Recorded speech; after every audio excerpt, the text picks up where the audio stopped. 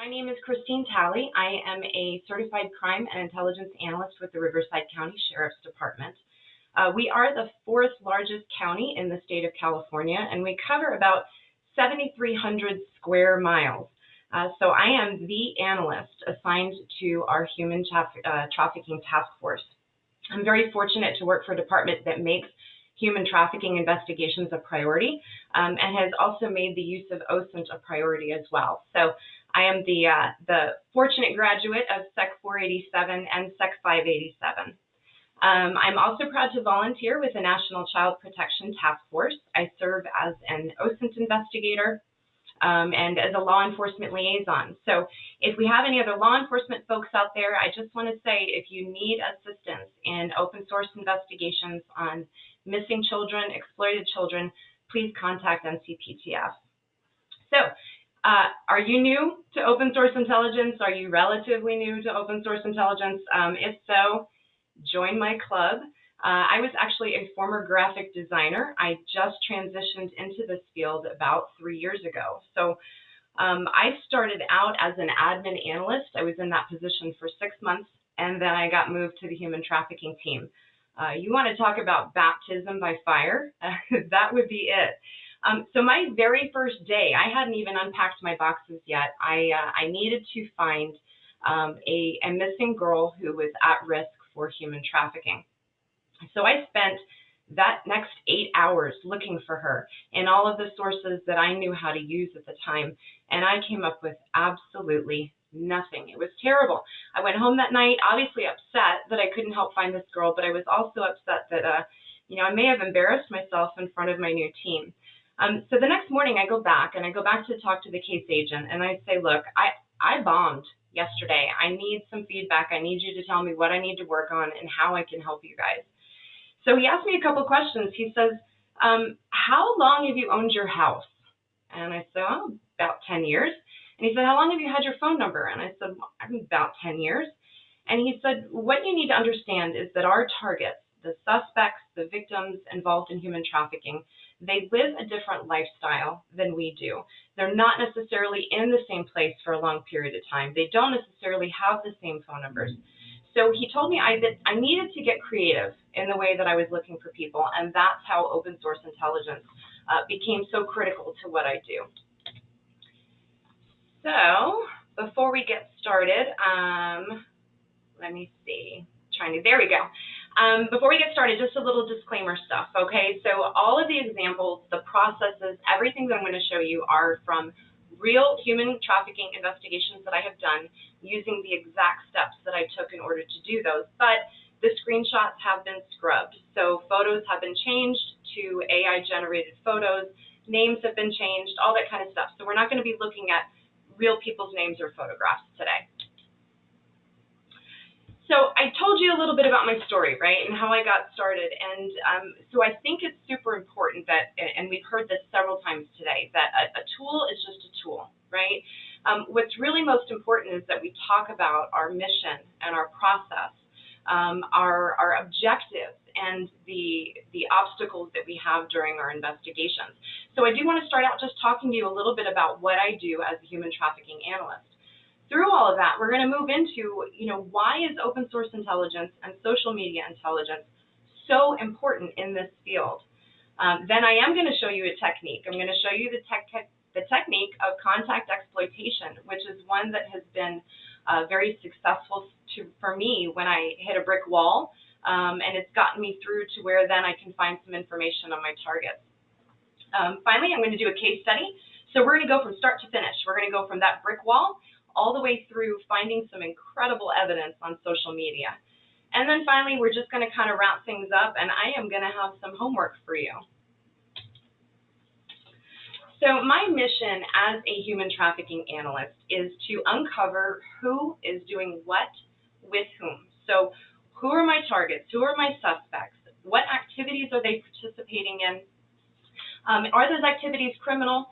And then who are they participating with, right? So in any kind of intelligence analysis, we are focusing on networks of people. Who are the players in a network? What is the hierarchy? Who has different job roles? how does this network communicate, what locations are important to them, what events might be important to them.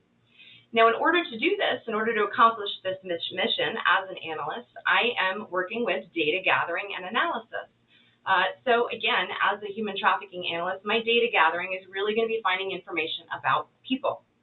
But we need to understand, we know what our mission is, we know what our process is going to be, but what are the objectives, right? What exactly is it that I'm looking for? The first thing that I'm looking to do is I'm looking for identification. When we get referrals from whether it's the National Human Trafficking Hotline or whether it's from another department, oftentimes we are only given very limited information. So we may only start with a phone number. We may start with a street name or a moniker for somebody. We may start with just a Snapchat username. And I have to take that little tiny piece of information and move forward and try to identify the person that's behind it. The second and very important objective that I have as an analyst is to corroborate our victims' statements. So, for example, completely hypothetically, we have a victim who is willing to talk to the investigators. She shares her story, and she says that, last Thanksgiving weekend, she was taken from our county. She was taken over to Los Angeles. She was forced to work the street in front of an auto mechanic shop that had a yellow tire in front of it, right? While she was there, her trafficker got arrested on an unrelated charge. So what do we do with this story? Well, we need to find evidence, first and foremost. We need to find evidence that this story is true so that the investigation can move forward. So what am I going to do? Well, I will probably try to look and see if I can find out what auto mechanic shop in Los Angeles she's referring to. I may try to find social media accounts, see if I can find maybe her or the trafficker posting during that time period, maybe talking about being in Los Angeles. Some of this is law enforcement stuff, but we get the opportunity, we can write search warrants on cell phone records. So can I show that those cell phones, the trafficker, the victim, they were located on that street that she said that they were working? If he got arrested, can I find a law enforcement record of that? What were the details of that arrest? Is it even possible that he was calling from jail? Was he calling her and saying to her, hey, I need you to get back out, get back to work, and make my bail money?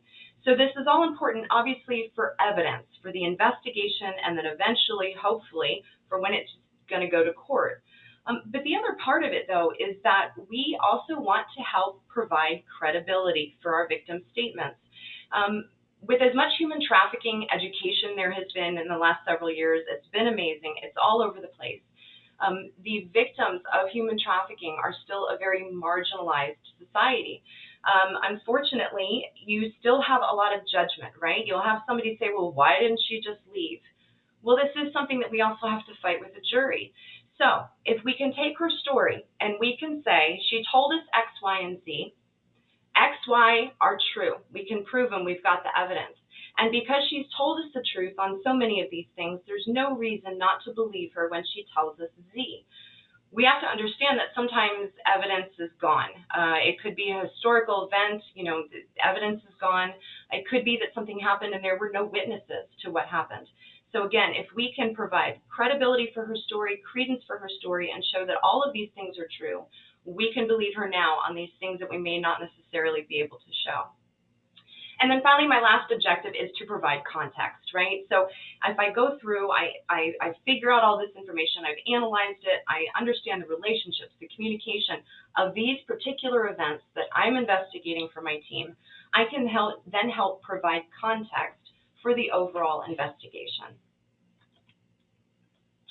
All right, so how do we achieve these objectives? Well, we're going to do it through our sources, right? Now, again, I'm talking from a law enforcement perspective, from a human trafficking perspective. What I want you to kind of do is put yourself in my situation and think about what sources do you have access to that are related to your line of work, right? So for me, first and foremost, I have law enforcement sources. Within those sources, we're going to be looking at, obviously, contacts with law enforcement, driver's licenses, phone numbers that somebody gave when they had a contact, an address, what was the car that they were driving, what exactly was the contact about. The second type of source that I have access to are paid sources. So these are the ones that I like to call data aggregators. They're the companies like LexisNexis, TLO, Clear. They're the ones that are constantly gathering data on all of us. And they are doing it through property records and utility bills, car registrations. So we do have access to some of those sources as well, where I can find addresses, phone numbers, things that are current, things that are in the past, that would be able to help me provide some more information for my investigation. So finally, there is open source intelligence. This is the publicly available information that we can find on the internet that we are all extremely interested in. Things like public records, like corporate filings and property records, IP addresses. We talked about cryptocurrency today, things that you can find on the internet that are openly available. Now you can see right now on my little diagram here that open source is kind of a smaller part. It's separated from these other two sources. And like I said, I'm fortunate to work for a department where we're able to bring open source up into this diagram. Unfortunately, law enforcement, I think, has to make a lot of strides. We don't necessarily have the personnel or the resources to make sure that open source becomes a critical part, but it has to be. Why? Well, when we think about our mission, we think about our process, we think about our objectives, we also have to consider what our roadblocks are, right? What are our challenges? Again, I want you to think about your own challenges and your investigations. But for me, to give you some examples, human trafficking suspects and victims tend to live a very transient lifestyle. So they may be living in rental housing. They may be living from hotel to hotel. It's possible that they are living with family or friends and they're not somewhere where they're paying utility bills. The other thing about human trafficking is a lot of times you'll find suspects and victims working in a circuit.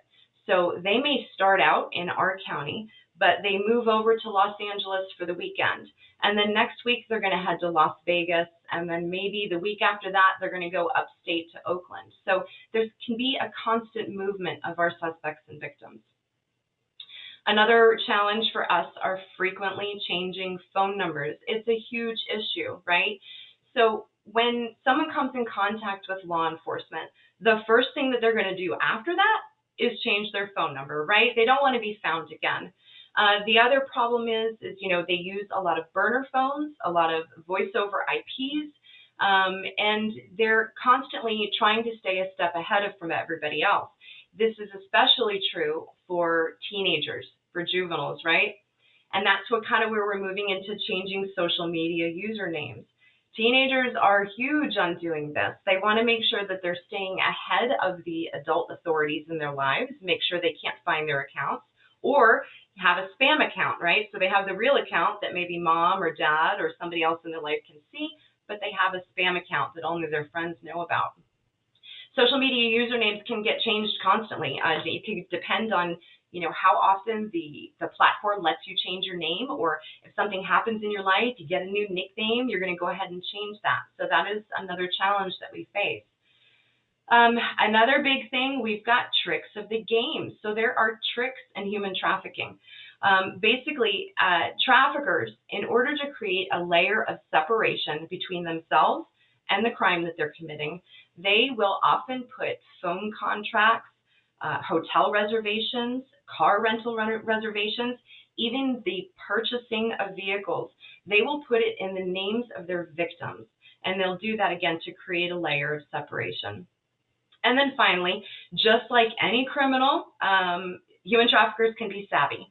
So they can have OPSEC, they can have security, they don't want to get caught, they know how to fly under the radar and make sure that they don't have a huge footprint on social media. On the flip side of that, though, I have found that there are a lot of traffickers who actually want to be famous for what they do. They want to have street cred. They want people to know that they're successful, and they think that this actually will attract more victims to come and work for them.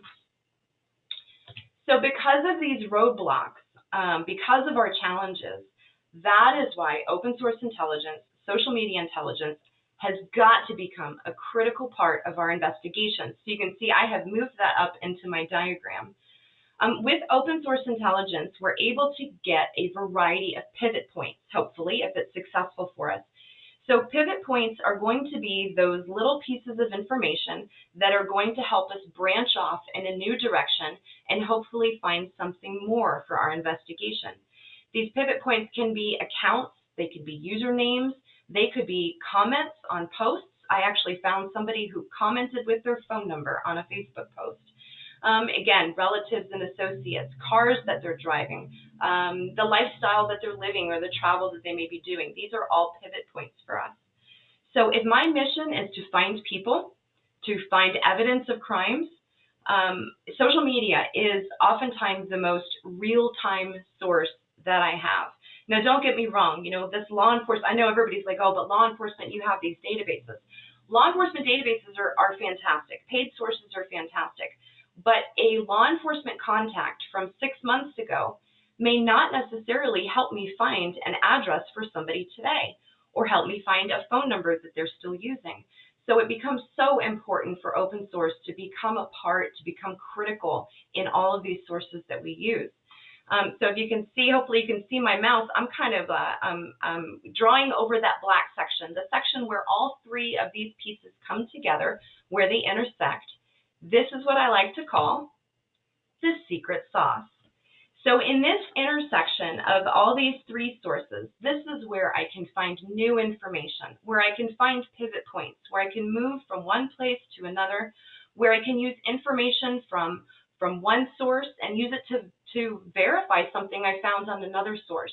Or maybe I can't quite verify it, but it helps lend credence to something that I found on another source.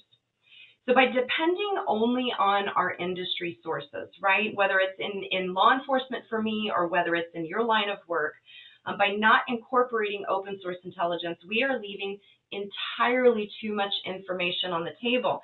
And quite frankly, that could lead us to walk away from a potential case instead of actually solving it. Let me give you this is a real example of what can happen if you don't incorporate open source intelligence into investigations. Again, this is an AI-generated photo, so just so you know. Before I go into this, though, let me give you a couple of vocabulary words, okay? So human trafficking is obtaining another person using force, fear, fraud, or coercion, getting them to provide a labor act or a commercial sex act, and then exploiting them for that, for a benefit, okay? So within sex trafficking, there are a couple of slang terms that I have to use here. The first one is a pimp. Now, in sex trafficking, a pimp is the trafficker. It is the person in control. Pimps can be male or female. As far as the victims, again, victims of trafficking can be male or female, but the females, as a slang term, tend to be called hoes. So with the words pimp and hoe, the letters P and H are actually very important in this area. So you will often find on social media posts, traffickers and their victims using the letters P and H, or using some kind of emojis to indicate those letters. So it's just something to keep in mind as we go through this example. So I had gotten a phone call from another agency. They had received a phone call from a victim who wanted to turn in her trafficker. The reason that she was calling, it wasn't even for herself. She was calling because her trafficker was now trafficking a minor, and she wanted to turn him in. Now, this agency that called me was on a different level of government than we are, and so they didn't have access to our local resources. So they asked if I would, take his information and run it through all of my law enforcement databases and my paid sources and see what I could find. So I run this guy backwards and forwards, up and down, and I literally find nothing. Now, yes, I found some addresses, I found a couple phone numbers, but I'm not finding anything that is an indicator of human trafficking. There's no past behavior here that makes me wonder. So at this point, I would have been well within my right to stop and just tell this other agency, yeah, I couldn't find anything. Sorry, I'm not sure about this tip. But why am I going to do that when we've got open source intelligence and social media? So because I know who this guy is, I actually took his phone number. I used contact exploitation, which I promise we're going to get to. We're going to take a look at. And I eventually get to his Instagram account. Now, I want you to go back and think about those vocabulary words I gave you just a minute ago. So here is a cropped screenshot of this Instagram account. And so I know that it's him. I know who he is and everything. But now I'm getting to take a look at his about line, his bio line on his Instagram account.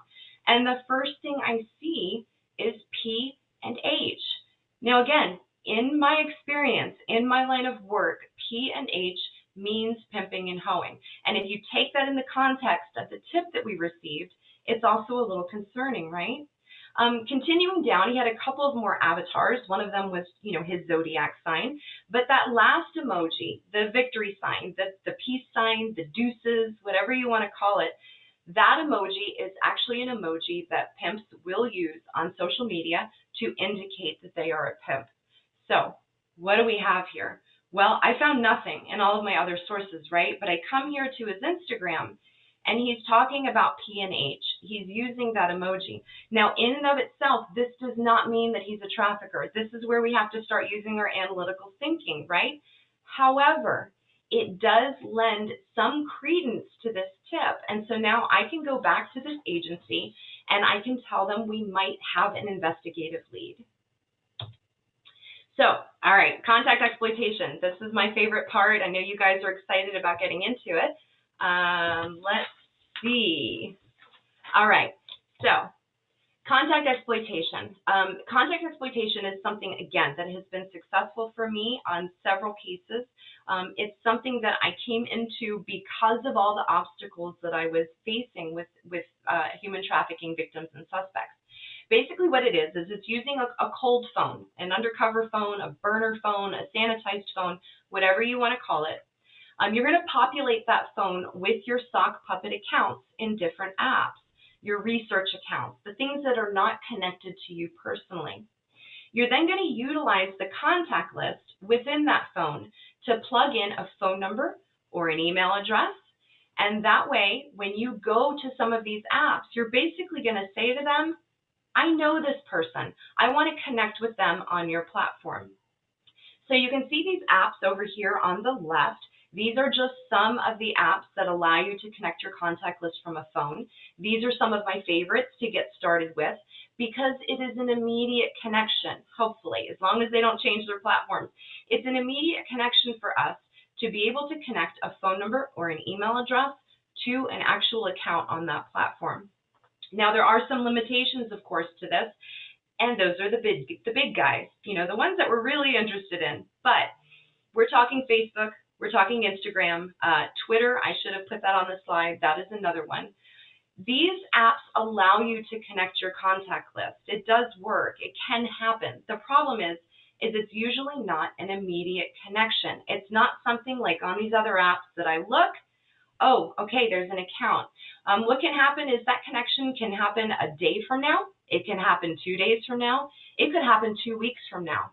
And then the other problem is that when that connection does happen, it may not be clear to you that that's how all of a sudden they're suggesting this account to you.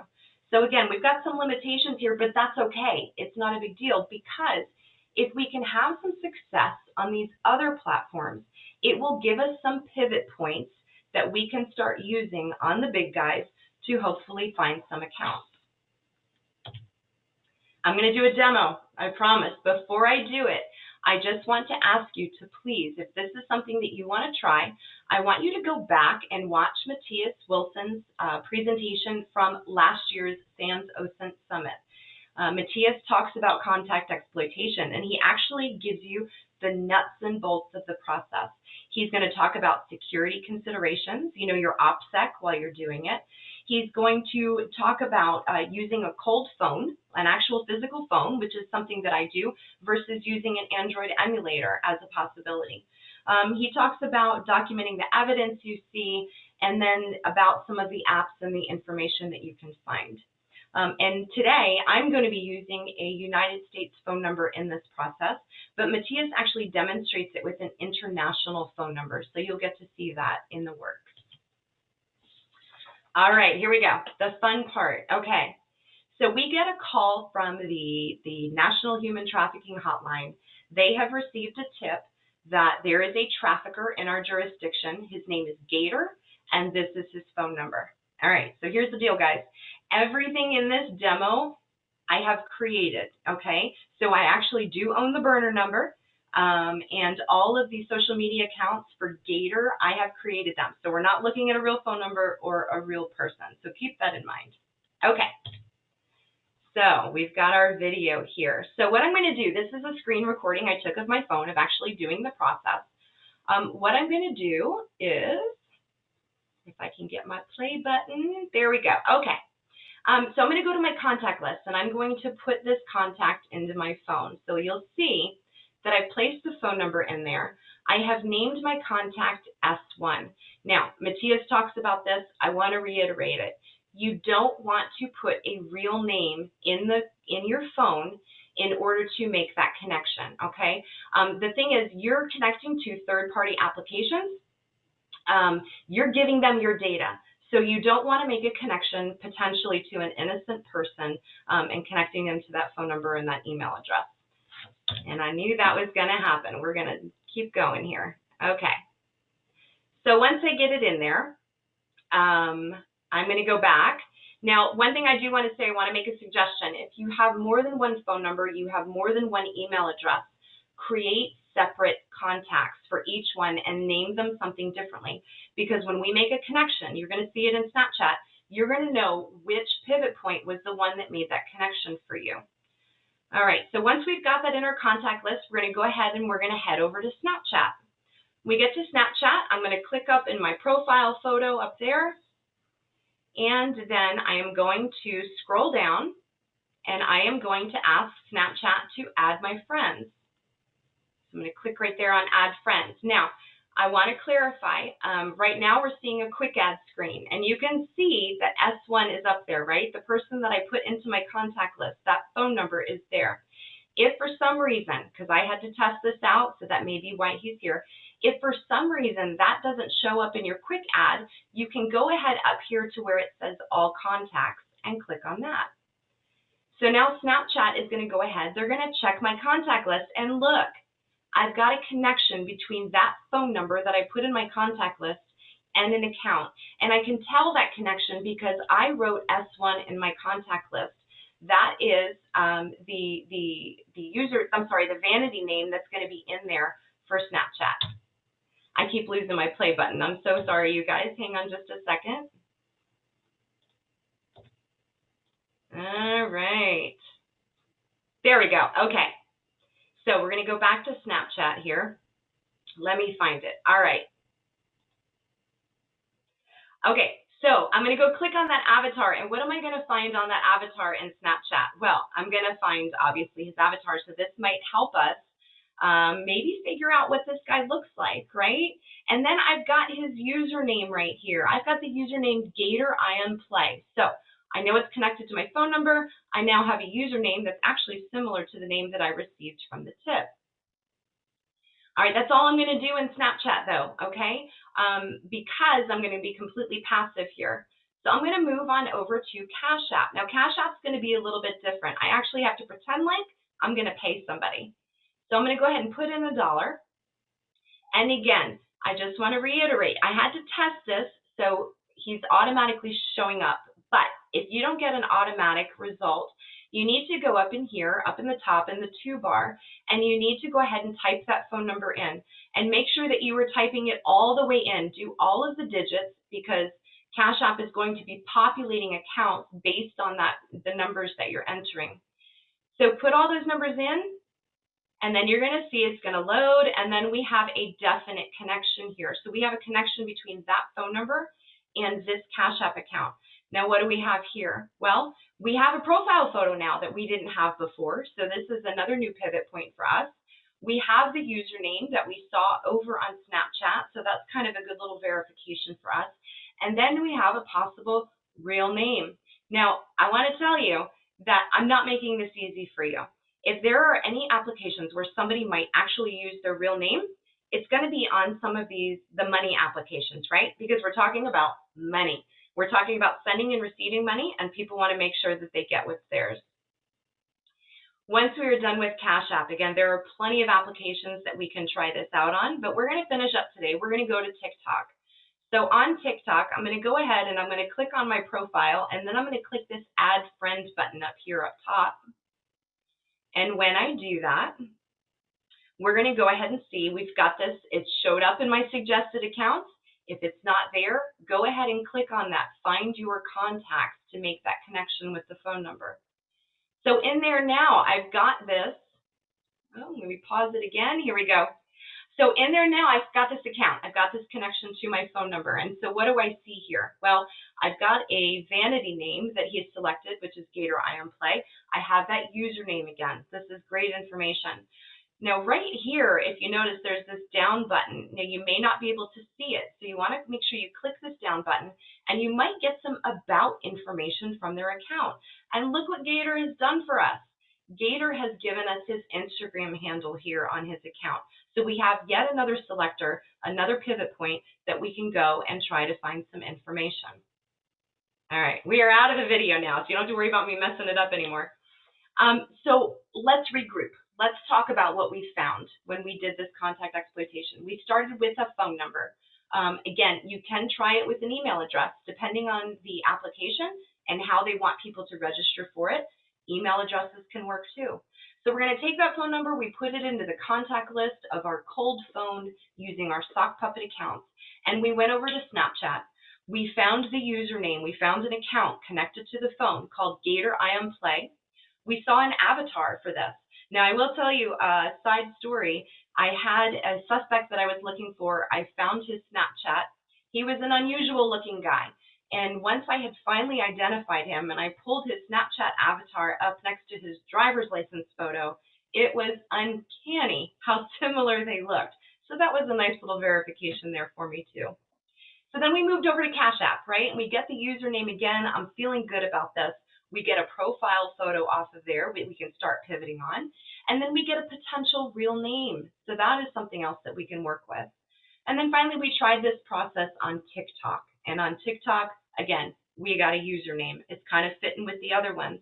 We were also fortunate enough to get the same profile photo as we did on Cash App. A little more verification.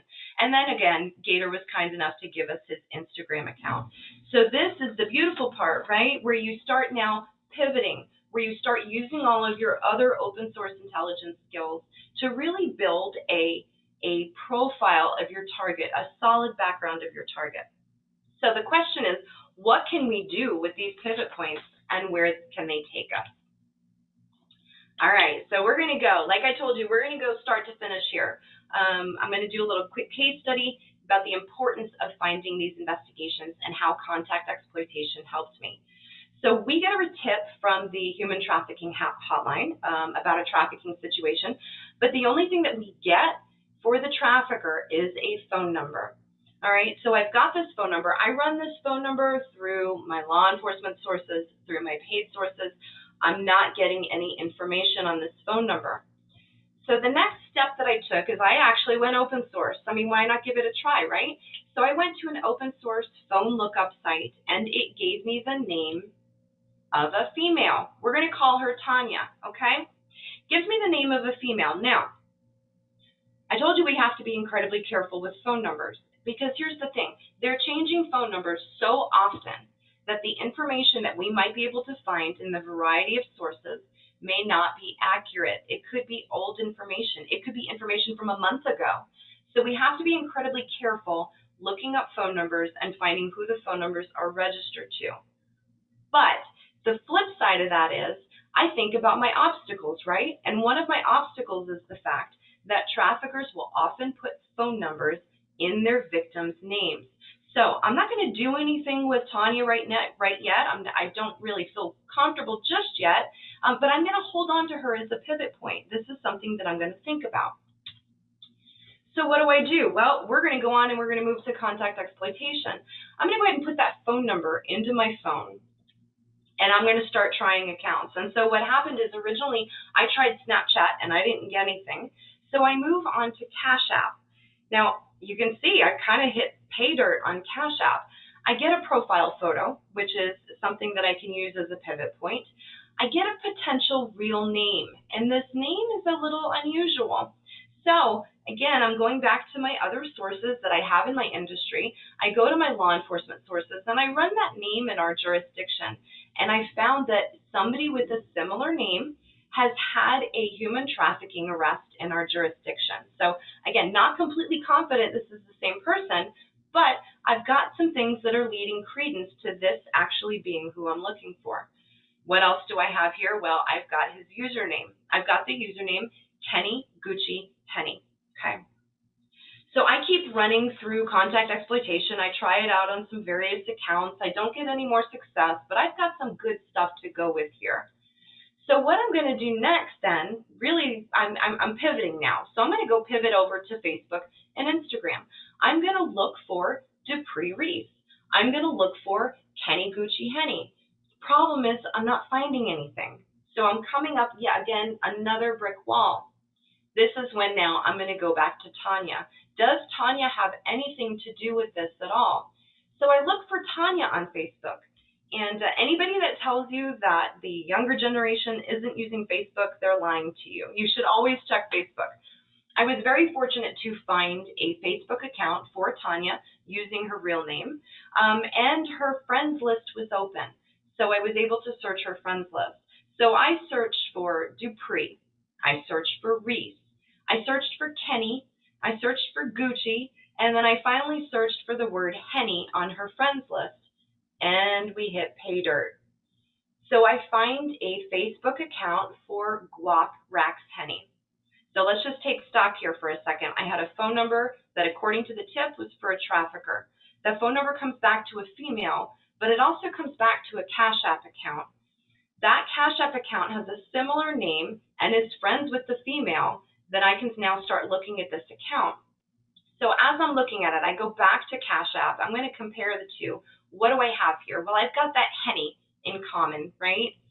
I also have profile photos in common, so that's pretty interesting that they're using the same photo. If we look up top, if I look at this Facebook account on my computer instead of on my phone, I can actually see the URL, and I can see that he created at some point a custom URL. Again, we're talking about changing usernames. So I now have another pivot point. This is another name that I can use to start searching on other accounts. If you notice too, his name was Slim B Viper. He's got a viper tattoo. So that, again, as law enforcement, is an interesting piece of information for me because I can go now start looking through tattoos. We also have a vehicle here, so that's pretty cool. Maybe I know what kind of car he's driving. Okay, but the thing is, so this is all fantastic information. I can go through and I'm building my background. I'm working on my report for everybody. But I am also going through this Facebook account. And let me just tell you, and again, this is completely true. I have changed the names. I've changed some of the stuff that was written, but all of this is true. His Facebook account was wide open. His posts were public. He was in there sharing all of his thoughts about pimping. He was talking about his girls and what they have to do for him. So this is just a treasure trove for me, right? So I start going through, looking at these posts. This one is just an example, but you have to know what to look for, right? So the first thing that he's talking about how much she makes, right? So he's talking about how much money his girls make for him. And then he uses the acronym LMPAO. Well, we know what LMAO means, right? Laughing my ass off. We know what the letter P means to this group. So he has now called it Laughing My Pimp Ass Off. Then he starts talking about isms. Isms for free, right? Isms is kind of an interesting word in this industry. Basically, it is the doctrine of pimping. It is the philosophy of pimping. It is the education that pimps give the people that work for them. And all of these posts that he's doing are isms. He is sharing his philosophy throughout his Facebook page. And then finally, we have the words choose up. And this is another term that gets used in human trafficking. Basically what it means is something that pimps will say. They will say it to other victims. They will say, you know what? Look at me. I'm successful. If you come work for me, you're going to make more money. Things are going to be better for you. So instead of being with that guy, I want you to choose up and choose me. So like I said, screenshot after screenshot after screenshot, I am getting evidence of this guy saying exactly what it is that he's doing and his criminal activity. So at this point, I have a potential real name. I'm going to start running him up. I'm going to start comparing those profile photos to driver's license photos. I'm going to run all of his law enforcement contacts. The biggest thing that I can do for my investigators at this point is not only obviously give them these social media accounts and give them the evidence from these accounts, is I need to track this guy down. So next thing I'm going to start working on, of course, is working on locations and addresses and how can we find him. But the most important thing in all of this and this whole analysis, this target profile that I've put together so that my investigators can go out and do the hard work of tracking this guy down, wrangling him, hopefully getting him in jail, and providing resources to his victims. I wouldn't have been able to do this with just law enforcement resources or with just paid sources.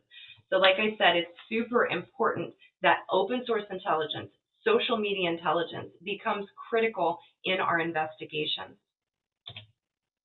All right, so today, I don't even know if I sped through that. I feel like I was talking a mile a minute.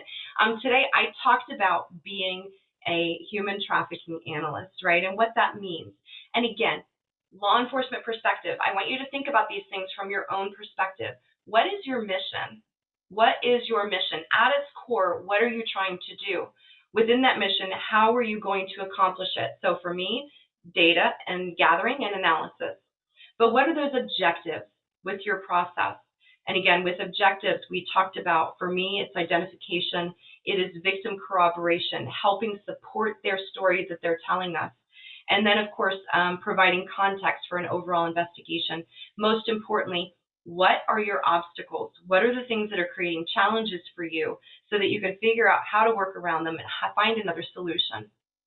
This, for me, all led to why open source intelligence, social media intelligence has got to be a part of the equation and the investigations that we do. We did a demo of contact exploitation. So we looked at putting a phone number into a cold phone, into a phone that has our sock puppet accounts on it so that we are separated from this, running it through a couple different apps that allow us to connect our contact list so we can find people on their platforms. Then we tried out Snapchat, we tried out Cash App, we tried out TikTok, and remember, all these other apps that allow you to connect your contact list, give them a try. It's worth a shot. And just understand that as apps change, as they update maybe security procedures, whatever it may be, this process may change. And so you have to adapt, find some people that are using this process and talk to them and find out what's working and what isn't. And then finally, we did the case study of contact exploitation and how it took me from this brick wall that I was hitting. Because you know what? I'm not going back to what happened that first day. I'm not going back to not being able to find anything for my investigators. I'm going to try every possible avenue I have with my best tool, my brain, to try and figure out how I can get the information that they need. All right, so I told you I was going to have some homework for you. I got homework for you. If you have never done contact exploitation, you would like to give it a try, and you want to give it a try on a safe account, right, a safe profile, I have created Gator on some different platforms, okay? So you are welcome to take this phone number, to use a cold phone, your sock puppets, and see what you can find out about Gator. Just remember, everything about Gator I created. This is not a real person. That is a burner phone number. Please don't text me on it. Don't call me on it because I'm not going to answer, all right? What you can do instead is find me on Twitter. So when we get done here today, when I get done in the hallway, I'm going to go over to my Twitter account. I'm going to post a thread, and I want you guys to start telling me some information that you're finding about Gator. Now, remember, it is not just like giving me the account that you found. I have dropped some Easter eggs for you. So I want you to look through what Gator may or may not have provided on some of these accounts and see what you can tell me about Gator.